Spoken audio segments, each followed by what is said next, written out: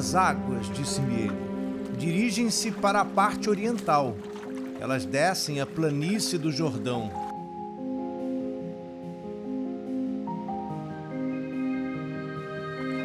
Elas se lançarão no mar, de sorte que suas águas se tornarão mais saudáveis.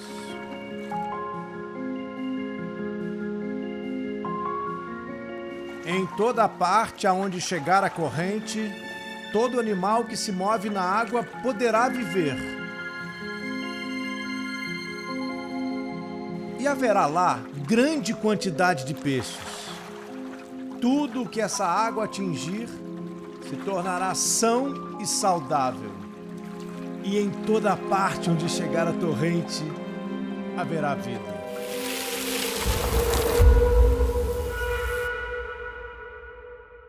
Hoje o Jornada Infinita veio aqui para a beira do Mar Morto. A gente está a mais de 400 metros abaixo do nível do mar.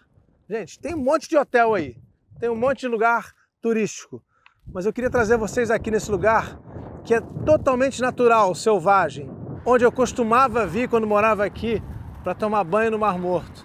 E hoje eu vou tomar banho no Mar Morto. Eu quero levar você comigo para esse lugar bíblico e também muito científico, cheio de história. Você está curtindo Jornada Infinita? Se inscreve no nosso canal, vem comigo.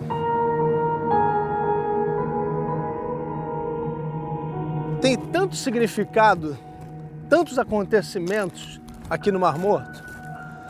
Sodoma e Gomorra naquela direção.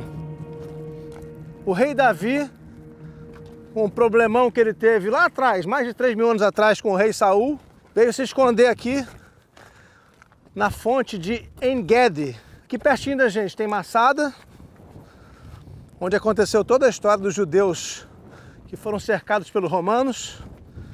Uma história trágica que acabou em suicídio coletivo. E tem também aqui do lado, eu venho falando muito desse lugar, Qumran, as ruínas de Qumran, uma antiga fortaleza, onde foram encontrados os pergaminhos do Mar Morto. Algo que nos ensina muito sobre Jesus, porque os essênios que viviam ali eram contemporâneos de Jesus e tudo nos leva a crer que Jesus, passou um tempo com os essênios, conheceu e foi influenciado por eles. Eu estou agora já chegando num outro tipo de solo aqui.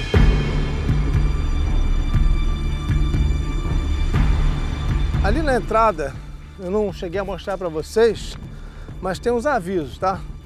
Eu estou entrando aqui, a nossa equipe toda está entrando aqui, correndo risco por nossa própria conta, porque tem aviso lá dizendo que a qualquer momento pode se abrir um buraco aqui no chão. Isso é provocado pelos gases debaixo da terra que criam um vácuo. Isso tem tudo a ver com essa situação de minerais e sal aqui. Lembrando que a gente está numa região que é uma falha da terra. A qualquer momento pode ter um terremoto aqui em Israel. A história nos mostra que a cada 100 anos tem um terremoto aqui. Agora deixa eu falar uma coisa. Eu não tenho medo porque eu gosto tanto desse lugar. Sou fascinado pelo Mar Morto. Fascinado. Tomar um banho aqui é como lavar a alma.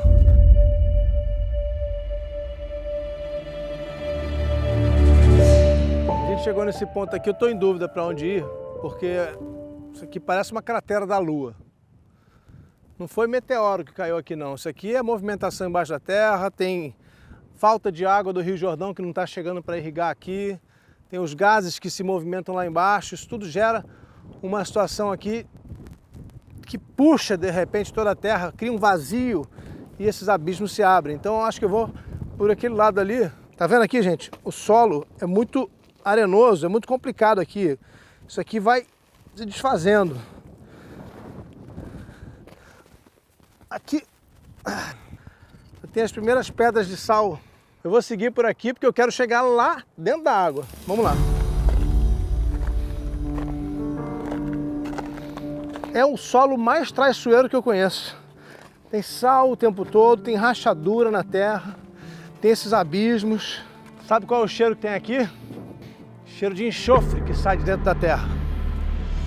Tem inclusive alguns desses buracos aqui que tem uns banhos, umas águas quentes e o cheiro é puro enxofre.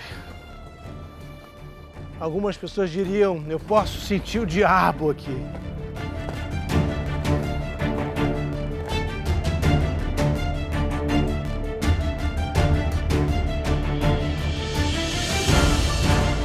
Olha que coisa maravilhosa esses abismos aqui. No hebraico são os bolanim, aquilo que a terra engoliu. A palavra bolanim vem da mesma raiz de livloa, que significa engolir, a terra engolindo o que tem em cima dela. Se você ouvir alguém dizendo por aí que uma profecia se cumpriu no Mar Morto, não se cumpriu não, gente. Tem peixe aqui, mas não é no Mar Morto.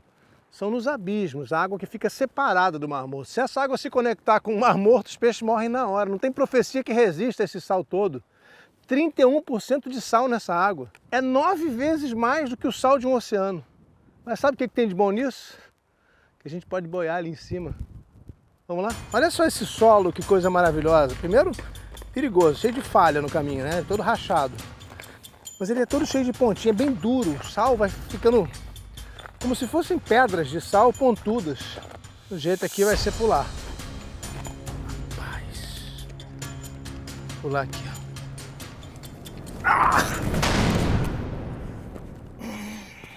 Tem que ir mais devagar, viu? Não tô aconselhando ninguém a fazer não, ó. Ralei todo aqui. Tem problema não. Vamos curar no sal aqui. Vai arder pra diabo, mas vai curar. Vocês conhecem a famosa areia branca da praia de Itapuã, na Bahia? Essa aqui é mais branca, hein? Isso aqui não é areia. Isso aqui é sal puro. Tá até já pegando na minha feridinha aqui. Se quiser botar aqui o seu almoço, se quiser fazendo o seu almoço, tá fácil aqui, cheio de sal. Eu tô doido para entrar nessa água. Esses minerais que vão se depositando aqui, ó, a gente vai vendo, cada um tem uma cor. Sabe o que é isso? Quando vai mudando de cor é mudança de estação. A gente pode separar aqui a passagem do tempo pelas linhas dos minerais. E o que tem aqui? Tem betume também, além dos minerais todos, tem betume que serve para fazer asfalto. Os egípcios vinham muito até aqui pegar essa matéria-prima riquíssima. E sabem quem dizem que vinha para cá também? Ela, Cleópatra. Pois é, dizem que ela vinha tomar banhos de minerais aqui para ficar com a pele mais bonita. Aparentemente ela já tinha naquela época uma percepção de que era possível envelhecer mais tarde, ter uma idade biológica diferente da idade cronológica. E Cleópatra conta a lenda que ela veio aqui, ficou tão encantada com tudo isso que montou uma espécie de spa aqui, um centro de tratamento de pele, de beleza. São 4h30 aqui já, ó. O sol vai baixando e eu tô doido para entrar nessa água, então não vou esperar mais não. Eu vou entrar agora antes que acabe o sol, porque depois vai ficar frio. Só para vocês saberem, ali do lado é a Jordânia, já é outro país. O Mar Morto separa Israel da Jordânia.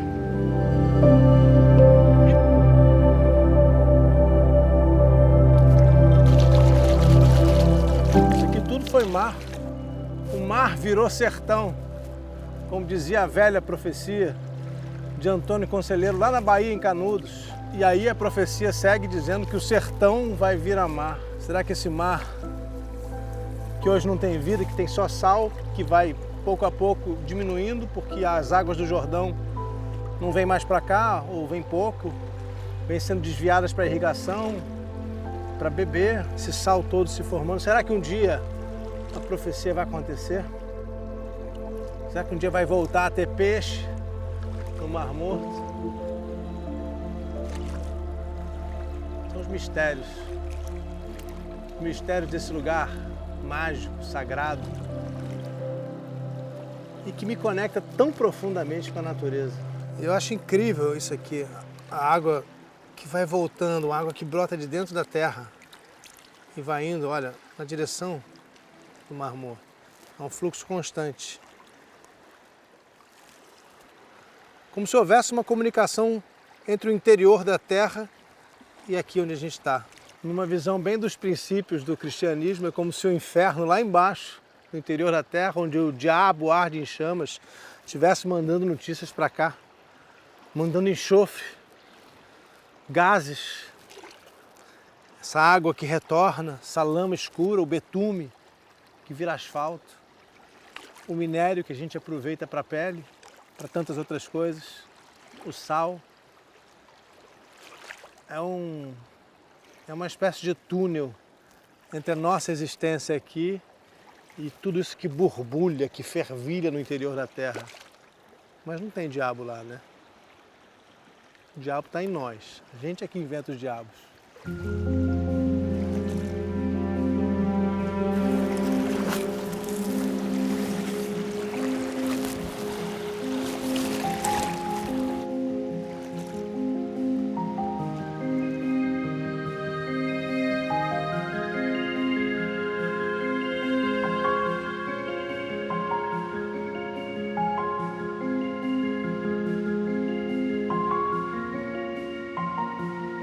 Essas águas, disse-me ele, dirigem-se para a parte oriental. Elas descem a planície do Jordão. Elas se lançarão no mar, de sorte que suas águas se tornarão mais saudáveis. Em toda a parte aonde chegar a corrente, todo animal que se move na água poderá viver. E haverá lá grande quantidade de peixes.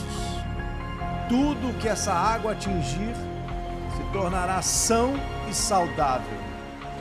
E em toda a parte onde chegar a torrente, haverá vida. Para um brasileiro como eu, a profecia de Ezequiel faz lembrar rapidamente das prédicas de Antônio Conselheiro, lá no sertão de Canudos, na Bahia, quando ele criou uma comunidade para se opor à república. Antônio Conselheiro queria monarquia, não queria mudança, queria continuar tudo como estava antes. Se entrincheirou lá e ele dizia: o sertão vai virar mar e o mar vai virar sertão. É duelo de profeta. O profeta brasileiro Conselheiro dizendo que o sertão vai virar mar e que o mar vai virar sertão. Ezequiel, o profeta bíblico, dizia que esse mar, que é morto, que já era morto, um dia vai estar cheio de vida. A profecia é o desejo de mudança. É o desejo de que um dia as coisas possam ser melhores do que hoje. Isso está em muitos dos profetas. E é isso que esse Mar Morto nos diz aqui. Mas a mudança não é fácil, ela dá medo. E aí eu me lembro da música que veio da prédica do profeta Conselheiro, que dizia: o sertão vai virar mar, dá no coração, o medo que algum dia o mar também vire sertão. Gente, isso é de arrepiar. Profecia bíblica que se conecta com a prédica de um pregador do sertão da Bahia e que foi parar no filme de Glauber Rocha, Deus e Diabo na Terra do Sol. Nunca me esqueço de Curisco dizendo essas mesmas frases. O sertão vai virar mar e o mar vai virar sertão. É o desejo de mudança. Em que profeta, em que religião, em que fé não existe o desejo de mudança? A ideia de que se essa vida aqui tá difícil, se a tua vida tá dura, a minha também tá dura. Você acha que não? A gente quer que tenha uma outra melhor? Precisa ser depois dessa ou pode ser agora?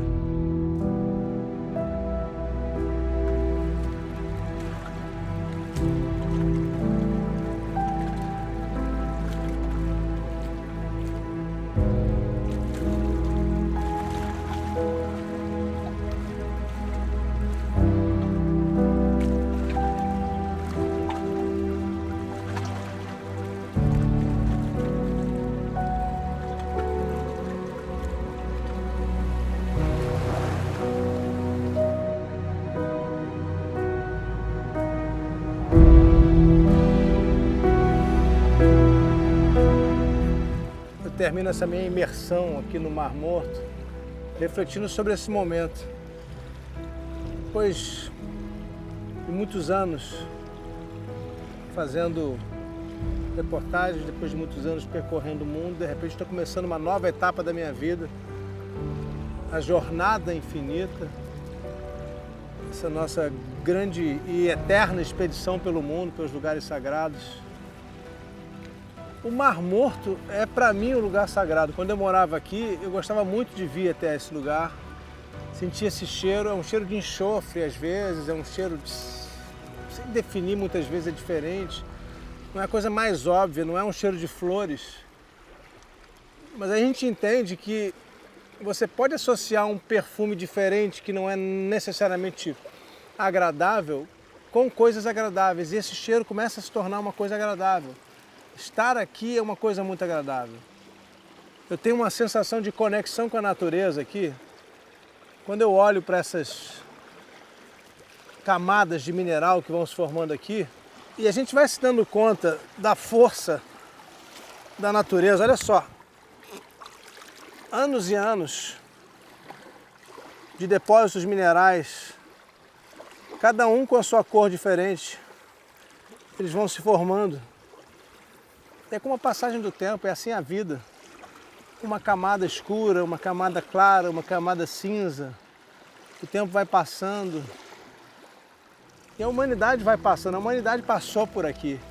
O Levante, onde fica Israel, é o lugar de passagem do ser humano que veio da África em direção à Europa. É um lugar por onde Homo sapiens de 60, 70, 80 mil anos atrás passaram. E essa conexão ninguém tira da gente. Essa conexão com a nossa própria história, com a história da humanidade, com toda a natureza que nos cerca, que a gente vem maltratando, inclusive. Bom demais poder estar tão perto de algo tão real, tão natural. Isso é profundo para mim, isso é profundo.